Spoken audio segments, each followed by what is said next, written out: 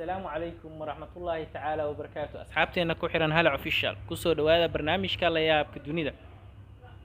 كسو بير أو سبسكرايب نو صار كانال كان شخصية كواد أن برنامج كينا لا ياب كدونيدا كسو قادم دونا وحا ونقون دونا كاترين لوزين وجواد أقول دير دومر كدونيدا كنول جواد عندي كذا وحا لو قياسا لو متري لحسنتي وحا يقول لا تدل كروشكا وأنا صدق إيسا حجير هذا وجواد موديل سيدو كاله وعياريهن عيارك وبدا جعنتا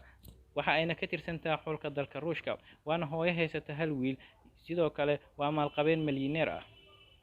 shakhsiga labaad ee aan barnaamijkeena ku soo qaadan doono waxa uu noqon doonaa Sultan Kozan waa ninka dunida ugu dheer dhirirkiisa waxa lagu qiyaasaa 2 mitir iyo bar waxa ayna sheegaysaa warbixinta ugu dambeysay in uu dhirirkiisu ziyaaday kaas oo gaaray 2 mitir dhibic 51 waxa uu ku dhashay magaalada Mardin ee dalka Turkiga halkaas oo uu waxbarashadiisii ku soo dhameystay sanadkii 1989 ayuuna halkaa ku dhashay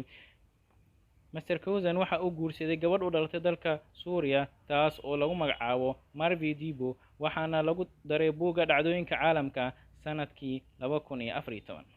shakhsiga saddexaad ee aan barnaamijkeena ku soo qaadan doono waxa uu noqon doonaa Aaron Regwar ruux leh mucjiso u gaar ah haddii aad maqli jirtay ama aad daawatay filimkii Mr. X hadda waa Aaron Regwar waxa uu leeyahay jirkiisa birqabato taas oo qabanaysa waxyaabaha ay ku jirto maadada ironka ah waxaana lagu garan og yahay magnetic man meelaha ugu awooda badan jirkiisu waa xabadka iyo caloosha